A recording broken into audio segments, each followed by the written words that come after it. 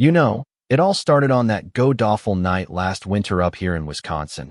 When the snow was coming down like the sky, I had a personal grudge against Willow Creek Ranch, the old family spread I'd inherited from my dad, Colonel Thomas Reed, a Desert Storm vet who'd poured his soul into that place. I was hunkered down in the kitchen, my little boy Liam, barely 3, bless his heart, curled up by the wood stove with a fever that wouldn't quit, and me staring at the foreclosure papers from Hargrove Industries, wondering how the hell I'd let things get this bad. Single mom scraping by after 2 tours in Afghanistan as a combat medic, just trying to keep the lights on. Then, out of the whiteout nightmare, this rumble cuts through the wind. Harleys, a whole pack of engines growling like they were fighting for their lives against the storm. Man, I thought, great, now what fresh hell is this? I peeked out the frost-crusted window, heart pounding because no sane person rides in a blizzard like that. Thermometer dipping to -20 with wind chill that could freeze your thoughts solid. And there they were, headlights piercing the snow like ghosts materializing, at least 24 bikes pulling up behind the barn.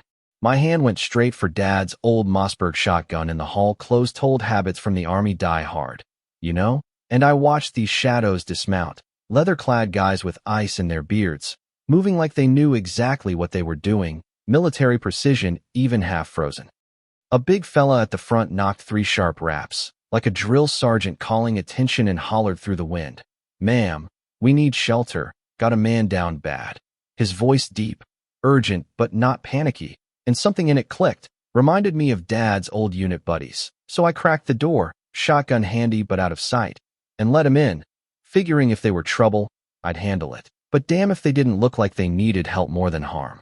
They filed in orderly, no shoving or chaos. Just disciplined men shaking off snow. Turned out they were the Iron Brothers MC. All vets like me, from Marines to Special Forces, and their leader, Mike Harlan. This grizzled bear of a guy with a silver-streaked beard and eyes that had seen too much, introduced himself with a nod. "Mike, retired gunnery sergeant. We got caught out from a memorial run in Milwaukee. GPS crapped out. Phone's dead." Ethan's legs torn up from a skid on black ice. I patched Ethan up on the couch. Young kid, early 20s, gritting his teeth like a pro while I cleaned the gash, thinking back to those dusty nights in Kandahar stitching up worse. And meanwhile, the others got to work without a word, stoking the fire, checking the generator which was running on fumes, even inventorying my pantry like it was a supply drop. Mike noticed my tattoo peeking out, the 82nd Airborne Eagle, and asked quietly, "You serve?" And when I said yeah, 2 tours, medic, his face lit up with that vet recognition, you know, the kind where you don't need words to know someone's walked the same fire. As the night wore on, with the storm howling like it wanted to bury us all, I started opening up a bit. Told Mike about Liam's strep throat, the antibiotics I couldn't fetch because the roads were hell, the farm's debts from Dad's medical bills piling up, and how Hargrove Industries was circling like vultures, buying up veteran lands cheap through shady foreclosures, probably for some resort bullshit. Mike listened, nodding slow, then shared they'd actually been heading this way on purpose, not just lost. Said Dad had reached out years back about something fishy with Hargrove, but by the time Mike could come, Dad was gone, official heart attack, though Mike's eyes said he doubted it.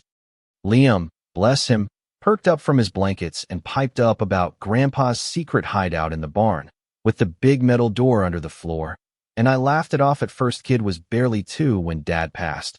How could he remember? But Mike's face sharpened. Sounds like a bunker. Your dad was always prepared. And damn if that didn't stir something in me. A mix of grief and curiosity. Because Dad never talked much about his ops, just taught me to stay ready. We slipped out to the barn later, me and Mike, flashlights cutting through the swirling white, wind biting like knives. And sure enough, in the old stable concrete floor hiding a slab that rang hollow when tapped, we found a keypad under a grate.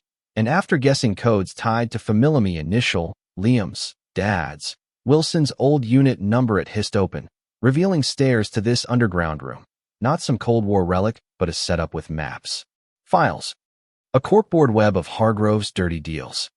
Turns out the ranch sat on a massive deposit of rare earth mineral stuff for high-tech weapons, quantum tech, the kind China hoards. And Hargrove wasn't building resorts, he was fronting for foreign investors, squeezing out families like mine through manipulated loans and threats, all to control this strategic gold mine.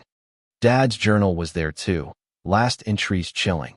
Confronted Victor Hargrove today, told him I know about his overseas backer. Smug bastard laughed, said patriotism's got a price, warned me to think of my girl and grandson.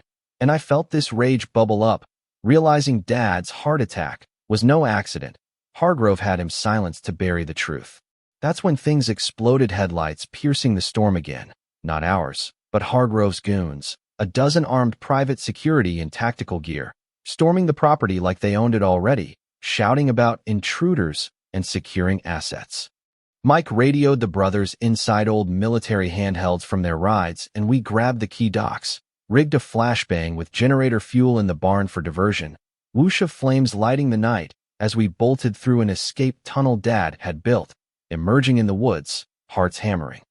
Back at the house, Chaos Hargrove himself showed up in his fancy coat, sneering through the door at Mike. You vets think you're heroes? This land's mine. Wilson's files two-hand over the woman and kid, or we'll make this messy. His voice dripping that entitled venom, like we were bugs under his boot. But Mike stood firm. Over my dead body, suit your foreign pals won't touch American soil without a fight. Buying time while the brothers stalled, recording every threat for evidence. We piled onto the bikes and clutching Liam in a rigged sidecar, bundled against the cold and roared off into the back trails, engines thundering over snow. Hargrove's men in pursuit, but slowed by the storm and our diversions. Hours of white-knuckle riding, dodging checkpoints, stopping at hidden waypoints where Iron Brothers chapters waited with hot coffee, and intel. Turns out Dad helped found the club post-Desert Storm, a network for vets to watch each other's backs when the system failed. Journal pages revealed more. Dad's Pentagon contact, General Elias Grant, confirming the mineral's national security stakes, Hargrove's ties to rival powers hungry for tech edge, and veiled threats that escalated to murder. At a cabin safe house, as Liam dozed by the fire, Mike shared stories of Dad's legendary barbecues in the desert, boosting morale amid hell, and I felt this deep ache. Dad had shielded me from it all, but now it was my fight, inner turmoil churning between fear for Liam and fury at the betrayal. Pursuit heated up. APBs out for child endangerment, Hargrove pulling strings with local sheriffs he'd bought, even arresting a couple brothers left behind, but our network countered, lawyers filing injunctions, encrypted calls to Grant triggering federal alerts. We holed up in a Traverse Bay safehouse. Wait. No. Let's call it Lakeview Haven. Hargrove's forces closing in, SUVs crashing the gate, guns drawn, Victor barking orders like a cornered rat. I want those files. Wilson's brat knows too much. And our guys holding the line. No shots fired, but tension thick as fog. Me locked in a panic room with Liam, watching monitors, heart in my throat as Mike taunted back. Come get him. Hargrove, you dodged the draft while we bled. Now face real men. Sarcasm cutting deep, buying precious minutes.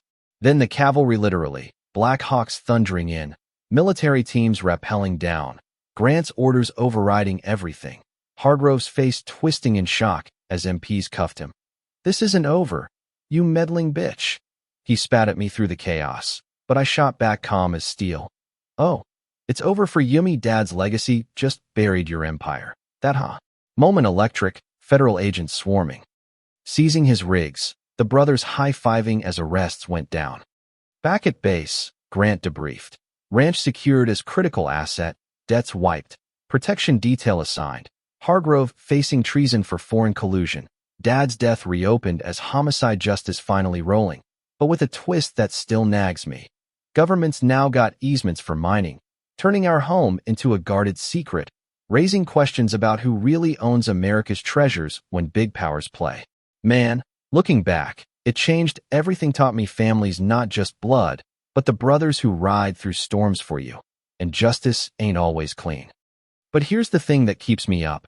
Was Hargrove just a greedy suit, or part of something bigger, governments trading secrets under the table? What do you think? Should private land stay private, even if it's strategically vital, or does national security trump family legacy? Drop a comment below, share your take on community betrayals or vet stories that hit home. I'd love to hear. And if this resonated, smash that like, subscribe for more real talk tales. Maybe even share if you've faced your own backyard battles. Thanks for listening, folks. Stay strong out there.